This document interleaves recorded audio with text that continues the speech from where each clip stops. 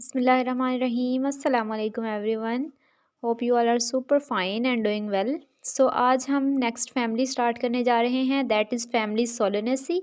Family Solanaceae की बात करें तो इसको हम नाइट शेड फैमिली भी कहते हैं और या पोटैटो फैमिली भी कहा जाता है। ठीक है, लास्ट फैमिली जो हमने डिस्कस की थी वो थी रोजेएसी।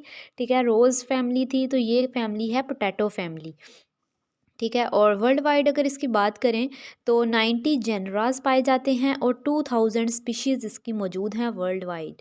ठीक है, और अगर बात करें पाकिस्तान की तो पाकिस्तान में भी तकरीबन 14 जेनरा इसके पाए जाते हैं और 52 स्पीशीज़ पाकिस्तान में भी इसकी एग्जिस्ट करती हैं। ठीक है, पोटैटो फैमिली है हमारे पास ये।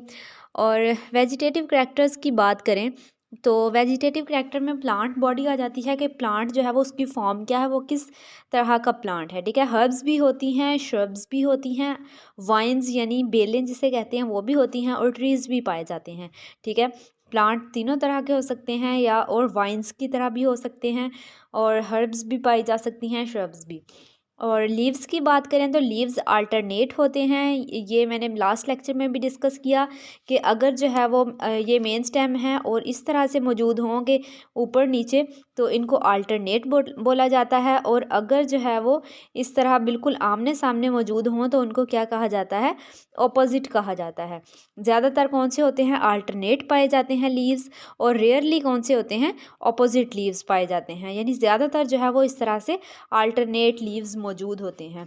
और लीव्स जो होते हैं वो सिंपल होते हैं। सिंपल और कंपाउंड लीव का डिफरेंस भी मैंने बताया कि अगर जो है वो इस तरह से सिर्फ एक लीव मौजूद हो तो उसे क्या कहते हैं, सिंपल लीव। और इसी के अंदर अगर इस तरह से स्ट्रक्चर में लीफलेट्स भी पाई जाती हों, छोटे पत्ते अंदर पाए जाते हों, तो उन्हें क्या कहते हैं, कंपाउंड लीव। लेकिन यहाँ पे जो है वो सोलेनेसी फैमिली जो है वो उसमें सिंपल लीव्स पाए जाते हैं और पैटियोलेट होते हैं। पैटियोल का भी मैंने बताया कि ये जो है वो मेन स्टेम है, और ये जिस डंडी के ज़रिए जुड़ा हुआ है पत्ता मेन स्टेम के साथ, उसे क्या कहते हैं, पेटियोल कहते हैं। तो ये क्या है, पेटियोलेट है। पैटियोलेट भी हो सकता है, या फिर दूसरा क्या है हमारे पास, रेयरली सिसाइल भी हो सकते हैं। सिसाइल भी हो सकते हैं और पैटियोलेट भी हो सकते हैं। सिसाइल का क्या मतलब है कि अगर जो है वो इस तरह से मेन स्टेम ये है और इसके साथ पैटियोल के ज़रिए ये डंडी है, इसके ज़रिए पत्ता जुड़ा हुआ है, अगर ये मौजूद ना हो और जो है वो पत्ता इसी तरह मेन स्टेम के साथ जुड़ा हुआ हो तो उसे क्या कहते हैं, सिसाइल कहते हैं। इस तरह से मेन स्टेम के बिल्कुल साथ मौजूद होता है तो इसे क्या कहते हैं, रेयरली सिसाइल हैं। तो ज़्यादातर कौन से पाए जाते हैं, पेटियोलेट पाए जाते हैं। इनमें फेमिलियर प्लांट्स की बात करें यानी जो ज़्यादातर पाए जाते हैं वो हमारे पास पोटैटो आ जाते हैं, टोबैको, टोमेटो, ठीक है, रेड पेपर, इनके साइंटिफिक नेम भी लिखे हुए हैं साथ।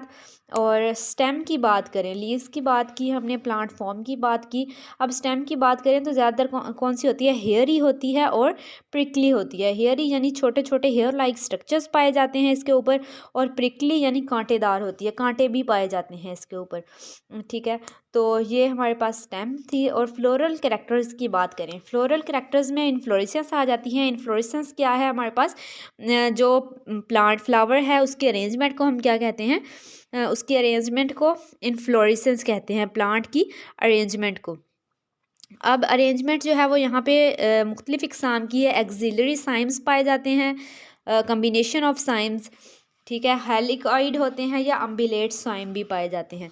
अब साइम की बात करें तो साइम क्या है, अगर मैं इसका स्ट्रक्चर यहाँ पे ड्रॉ करूँ तो ये हमारे पास मेन एक्सिस है। ठीक है, यहाँ पे जो है वो एक फ्लावर मौजूद है, और इसी जो है हमारे पास इसी अरेंजमेंट में इस तरह से फ्लावर लगें कि ये ऑपोजिट बिल्कुल हों लीव्स, और उसी सेम जगह पे जाके लगे।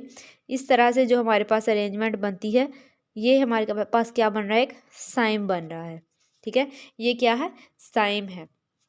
तो ये इस तरह से हमारे पास साइम बनता है। और कम्बिनेशन ऑफ साइम्स की बात करें तो वो किसे कहते हैं, यही मेन स्टेम में है हमारे पास, और जहाँ से ये साइम बन रहा है वहीं वहीं पे और ज़्यादा डिवाइड होके इस तरह से फ्लावर्स, ये जो है वो हमारे पास क्या है, फ्लावर्स हैं। हर डंडी के ऊपर इसी तरह से क्या होंगे, सेम डिवीजन होगी, और मज़ीद क्या लगे होंगे, फ्लावर्स लगे होंगे। ये भी नेक्स्ट जाके डिवाइड होगी इस तरह से, और इनके ऊपर भी क्या लगे होंगे, फ्लावर्स लगे होंगे। तो ये क्या कहलाता है हमारे पास, कम्बिनेशन ऑफ साइम कहलाता है। ठीक है, हेलिकॉइड की बात करें तो हमारे पास हेलिकॉइड कहते हैं अगर ये हमारे पास मौजूद है मेन स्टेम। ठीक है, मेन स्टेम मौजूद है, मेन स्टेम में यहाँ पे फ्लावर लगा, फिर ऐसे यहाँ पे फ्लावर लगा, फिर इस तरह से ये क्या हो रहा है, बेंड होता जाए, इस तरह से बेंड होता जाए, तो इसे क्या कहते हैं, हेलिकॉइड कहते हैं। ये क्या हो रहा है, बेंड हो रहा है, तो इसे क्या कहते हैं, हेलिकॉइड कहते हैं। अम्बिलेट की बात का वो अरेंजमेंट होती है जिसमें क्या होता है हमारे पास, इस अरेंजमेंट में एक ही जगह से काफ़ी सारे जो है वो हमारे पास इस तरह से धागों की तरह स्ट्रक्चर निकल रहे होते हैं, ब्रांचेस निकल रही होती है और उनके ऊपर क्या लग रहे हैं, फ्लावर्स लग रहे हैं, तो इन साइम कहते हैं। एक्टिनोमॉर्फिक होते हैं और यानी किसी भी प्लेन में इनको काटा जा सकता है, ज़्यादा होते हैं और ये इस तरह से 5 हिस्सों में डिवाइड हो सकते हैं। हर्मेफ्रोडाइट होते हैं यानी बाइसेक्सुअल होते हैं। कैलिक्स की बात करें तो 5 कैलिक्स पाए जाते हैं इसमें। गैमोसेपलस होते हैं, ठीक है, सेपल्स जो है वो फ्यूज्ड होती हैं। करोला भी 5 पाए जाते हैं। गैमोपेटलस होती हैं, हैं। एंड्रोशियम की बात करें तो 5 होते हैं और ये क्या होते हैं, एपीपेटलस होते हैं। ठीक है, एंड्रोशियम भी 5 कार्पस होते हैं और 2 होते हैं यानी फ्यूज्ड होते हैं। ओवरी भी हमारे पास सुपीरियर होती है और हाइपोगाइनस होती है। सुपीरियर और इन्फीरियर ओवरी का लास्ट लेक्चर में मैंने आप लोगों को बताया था। अगर कोई कन्फ्यूजन हो तो आप लोग पूछ सकते हैं। ठीक है, नेक्स्ट फैमिली को इंशाल्लाह नेक्स्ट लेक्चर में डिस्कस करेंगे। अल्लाह हाफिज़।